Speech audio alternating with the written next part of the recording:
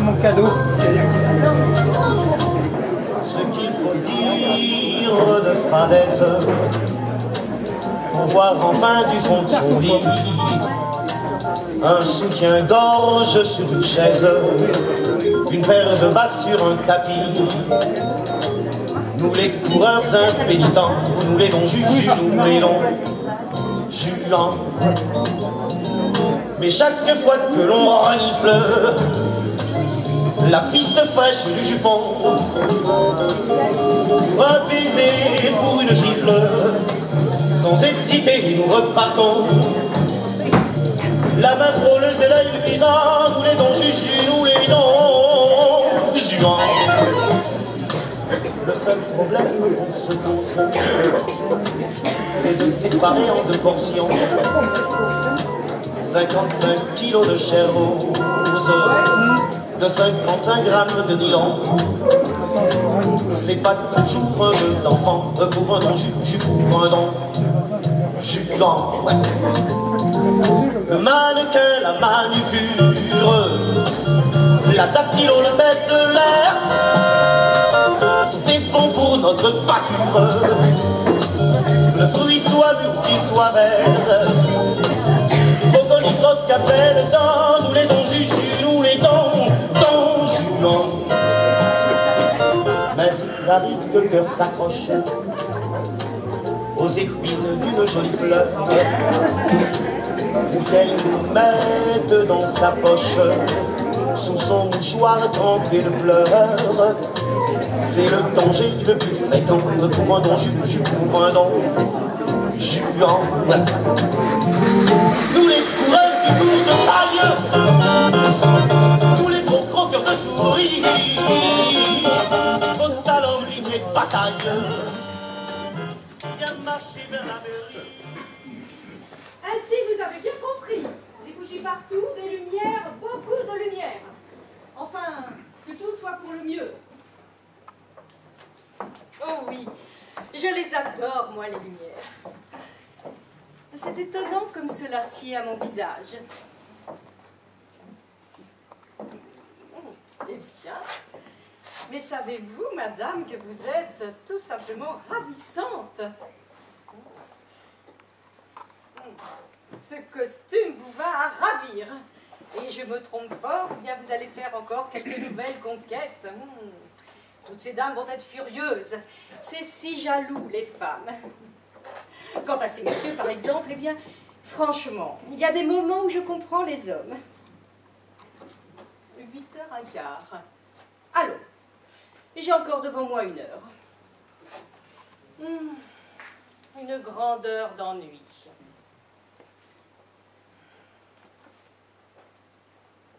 C'est effrayant comme le temps vous paraît long quand on attend.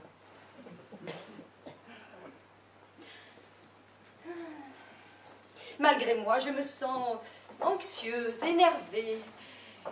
Dame, l'idée d'un mariage peut bien vous émouvoir un peu. Surtout lorsqu'il s'agit d'un jeune homme et qu'on est la veuve d'un vieux général. Ah, c'est qu'en matière d'amour, mon pauvre mari n'était pas la prodigalité même, mon Dieu. Oh, je ne lui en veux pas, le cher homme. Je sais bien que ce n'était pas de sa faute, mais franchement, c'est égal. Il était un peu trop, comment dirais-je, un peu trop radin. Oh, mais avec monsieur de Néris, cela n'est pas à craindre. Il est jeune, lui. Il est du Midi, lui. Et quand on est du Midi, Dieu sait. Enfin, cela n'est pas à craindre. Pourvu qu'il vienne seulement. C'est qu'il y a déjà quelque temps qu'il n'a donné signe de vie. Bah, je l'ai invité, il viendra. D'ailleurs, il m'aime.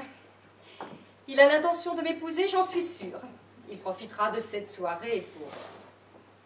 Et déjà l'autre jour, dans le petit salon, lorsque j'étais assise sur mon joli divan à Vannes, S'il s'est mis à mes genoux, c'était bien sûr pour me faire sa demande. Oh, c'était pas l'envie qui lui en manquait, mon Dieu. Et si l'on ne nous avait interrompu? Tiens, on a sonné. Qui peut venir sitôt? Thank you very much, Miss Alice. You may go now. Thank you. Valentine! Moi-même, cousine. Bonjour. Comme tu arrives de bonne heure. Est-ce un reproche? Enfant, va. C'est que, vois-tu, je désirais venir un peu avant le bal. J'avais à t'entretenir de choses sérieuses. Ah, mon Dieu. Oh, très sérieuses. Il y a des choses que je n'oserais dire à maman et que je puis te dire à toi. Ah, voyez-vous ça, mademoiselle? Oui, mais d'abord, laisse-moi te faire tous mes compliments. Oh, Dieu, que tu es belle ce soir. Oh, tu trouves? Oh, c'est que j'ai l'air d'une petite Cendrillon, moi, avec ma robe blanche toute simple. Oh, toi, tu es 100 fois charmante comme cela. Et des diamants. En as-tu assez? C'est moi qui aimerais ça, des diamants. Oh, tu sais bien qu'une jeune fille n'en porte pas. Tandis qu'une veuve. Dieu, que cela doit être agréable d'être veuve. Oh, bien, c'est gentil. Pour ton futur mari, ce que tu dis là. Tiens, c'est vrai, j'ai dit une bêtise.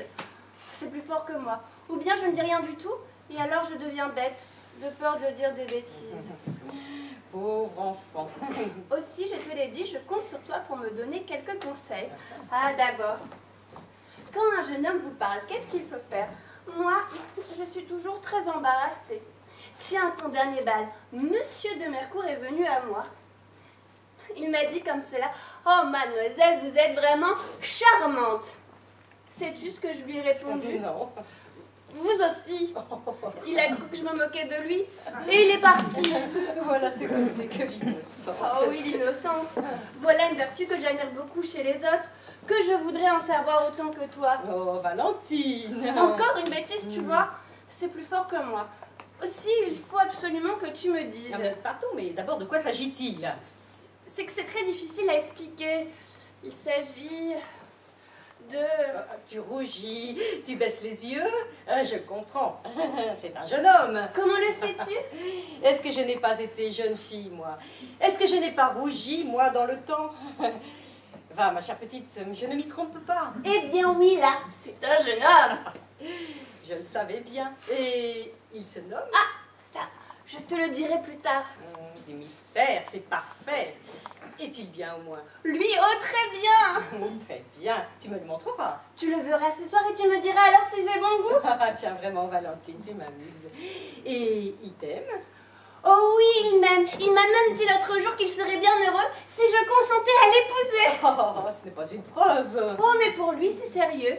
Figure-toi qu'à ton dernier bal, j'ai dansé avec lui et là, sans en avoir l'air, tout en valsant, il m'a emmenée dans le petit salon. Tu sais, le petit salon. Oui, oui, oui. Il paraît que c'est l'endroit. Il n'y avait justement personne. Alors, il m'a fait asseoir sur ton divan à Vannes. Sur mon divan à Vannes? Oui, cela t'étonne? Non, du tout. Oh, ces hommes, tous les mêmes. Apporte-moi mes laines. Oui, oui. Et donc, lorsque j'étais assise, monsieur De... Monsieur De? Ce monsieur-là m'a pris les deux mains et s'est mis à genoux. Tiens, comme cela. Oh là là, comme c'est étonnant, comme c'est agréable de voir un homme à ses genoux. Ce n'est pas précisément l'opinion de messieurs nos maris. Enfin, continue. Et donc, il s'est mis à genoux devant moi et avec une voix tendre, il m'a dit des choses, oh mais des choses. Je ne comprenais pas tout, mais c'est égal. Je t'assure que j'étais très embarrassée. Et aussi, de peur de dire des bêtises, je me contentais de répondre oui à tout ce qu'il disait. Tu disais oui? Malheureux enfant. Ai-je eu tort? Oh, avec les hommes, c'est si dangereux. Mais je ne savais que répondre, moi, si tu l'avais entendu dire « Oh, mademoiselle, vous êtes belle et je vous aime. Oh, Valentine, il m'a appelée Valentine. Oh, Valentine, mon cœur est consumé par l'ardeur de ces flammes et seul vous pouvez éteindre l'incendie que vos beaux yeux ont allumé. » Ça, j'ai pas très bien compris ce que cela voulait dire. Enfin, vous êtes ma reine, mon ange, Valentine. Voulez-vous être ma femme? Oh, et tu as répondu? Oui. Oh. Dame, j'étais si troublée, je ne savais que répondre. Les hommes sont si entreprenants. Oh oui. Oh oui. Bon, ça, comment le sais-tu? Mes cousines. Il n'y a pas de mes cousines. Et je vois bien que tu me caches quelque chose. Mais je ne te tiens pas quitte comme cela, entends-tu bien? Tu vas m'expliquer? Oui, j'aime mieux tout te dire. À maman, je n'aurais jamais osé. Avec toi, je sens que j'aurais plus de courage. Oh, ma chère Henriette, si tu savais ce qu'il a Ah fait. mon Dieu, c'est donc bien grave. Oh oui, c'est grave. C'est-à-dire que maintenant, il faut qu'on nous marie. Oh, est-il possible? Oh, pauvre enfant! Pauvre enfant! Il m'a embrassée.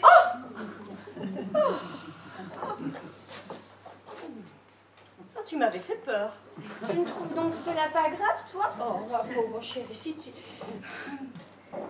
si j'étais ton confesseur, je te dirais, c'est très grave. Mais moi, ma pauvre chérie, je n'ai pas le courage de t'en blâmer. Je connais trop bien les hommes. Est-il possible? Et si l'on devait se marier pour si peu, je crois bien qu'il y aurait bien peu de femmes sur la terre qui te coifferaient la Sainte-Catherine. Alors, cousine, tu ne m'en veux pas? Moi, ma chère petite, oh, pas du tout. Mon pauvre général me le disait souvent. L'amour est la meilleure des excuses. Et j'étais bien de son avis. Mais alors, ce soir, s'il veut m'emmener... Garde-t'en bien. Les hommes sont toujours plus entreprenants la seconde fois que la première. Mais alors, comment faire s'il me demande de danser avec lui? Je ne puis pourtant pas lui refuser, puisqu'il m'a promis de m'épouser. Oh, je vois ce que tu veux. Dis-moi, fillette, alors, tu l'aimes? Mon Dieu, je ne sais pas. Ah, je comprends, cela veut dire beaucoup. Et lui, est-ce qu'il t'aime? Il m'adore! Eh bien, alors c'est parfait. Puisqu'il en est ainsi, je parlerai à ta mère. Et si elle y consent, tu l'épouseras. Je l'épouserai. Oh, ma chère Henriette! Comme il y a des moments où l'on vous aime. Ah ça, tu serais donc bien heureuse de te marier, toi. Mais me marier, cousine, c'est ce que je rêve. Se faire appeler madame, porter des diamants, aller au palais royal. Eh bien, tu as une manière de comprendre tes devoirs conjugaux, toi, et je t'en fais mes compliments. Mais cousine... Enfin, vous vous aimez, c'est l'essentiel. Et puisqu'il a promis de t'épouser, je parlerai à ta mère. Mais au moins pour cela, serait-il bon que je connusse le nom de ton prétendu? C'est juste, d'ailleurs, je n'ai plus de raison pour te le cacher. C'est Monsieur de Néris. Monsieur de Néris? Oui, qu'a-t-il là qui t'étonne? Ce n'est pas possible. Comment impossible? Je t'assure que c'est la pure vérité. Et moi, je te dis qu'il ne t'aime pas, j'en suis sûre. Et puisqu'il me l'a dit... Bah, tu crois ces choses-là, toi? Et pourquoi il m'aimerait-il pas après tout? Parce qu'il ne t'aime pas. Et puisqu'il doit m'épouser là... Oui, bien, et moi aussi, là. Il doit t'épouser? Bah oui. Il a demandé ta main? Bah, c'est tout comme. Il va me la demander ce soir. Mais moi, c'est déjà fait. Voilà la différence. Bah, qu'est-ce que cela prouve? Pour ces messieurs, le mariage n'est-il pas le pseudonyme de l'amour? Puis d'abord, il ne te convient pas du tout. Tu es beaucoup trop jeune pour lui. Mais comment c'est un jeune homme? Lui, un jeune homme? Bah, il a 30 ans. C'est tout au plus un homme jeune, voilà tout. Que veux-tu, enfant? Cela me regardait comme tu m'as promis de demander à maman. Moi, demander à ta mère? Ah, non, par exemple. Je ne veux pas que tu puisses un jour me faire le reproche d'avoir empêché ton bonheur. Mon bonheur? Ben, Mon malheur? Puisqu'il ne t'aime pas vraiment. Mais... Et puisqu'il me fait la cour à moi aussi. Oh. Et qui te dit qu'il n'agit pas de la sorte avec toutes les femmes? Eh bien donc, pourquoi veux-tu l'épouser? Pourquoi je veux l'épouser? Pourquoi je veux l'épouser? Dame, il en sera pour toi comme pour moi, et je suppose que ce n'est pas pour l'unique agrément d'avoir un mari volage. D'abord, il n'est pas question de moi en ce moment. Et puis, je te dirais que ce n'est pas du tout la même chose. Une veuve a sur cette matière plus d'expérience qu'une petite fille. Mais... Enfin, je te dis qu'il ne te convient pas du tout. Je l'aime. Non, si tu crois que tu l'aimes. Mais en fait, c'est par caprice. C'est pour aller au palais royal. Mais quand je te dis... Bah, tout cela, ce sont des amours de petite fille. Un feu de paille. Cela brûle, mais ne dure pas. Bah, je sais très bien comment on est à cet âge. Aperçois-toi un jeune homme. Aussitôt, l'on en devient folle. S'avise-t-il de vous faire un compliment, le moindre brin de cour? Alors là, c'est évident, on croit tout de suite qu'il va vous épouser. Et pour peu que l'on ait lu des romans, l'on s'étonne toujours que le beau jeune homme ne vous demande la permission de vous enlever. Oui, voilà comment vous êtes à cet âge. Les amourettes, voilà tout. Mais un amour sérieux? Allons donc, non. Non, non, non, non, non, 1000 fois non. Tu ne parlais pas précisément comme cela tout à l'heure. C'est que j'ai réfléchi. Bien rapidement alors, car c'est depuis que j'ai prononcé le nom de Monsieur de Néris Que veux-tu dire? Hé, je veux dire, je sais bien pourquoi tu parles de la sorte et que les meilleurs avocats sont toujours ceux qui défendent leur propre cause. Ah, là, de l'aigreur, je m'y attendais. Parce que je te dis des vérités sur Monsieur de Néris, alors là, cela te fâche? Eh bien, veux-tu que je te dise? Épouse-le, et tu pourras te vanter d'avoir un mari charmant, trop charmant même, surtout avec les autres. C'est ça, moque-toi de moi à présent. Tiens, vrai, tu n'es pas gentille. Valentine. Laisse-moi tranquille. Ah, tu veux bouder? Eh bien, à ton aise. Seulement, quand tu auras fini, tu auras la bonté de me le dire.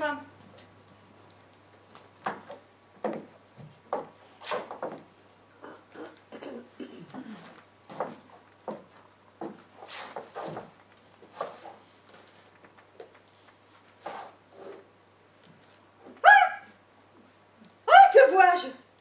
Qu'y a-t-il? Monsieur de Néris, Monsieur de Néris le perfide, il se marie. se marie? Tiens, dis plutôt. On annonce le mariage de monsieur Raoul de Néris avec mademoiselle de Stenfeld.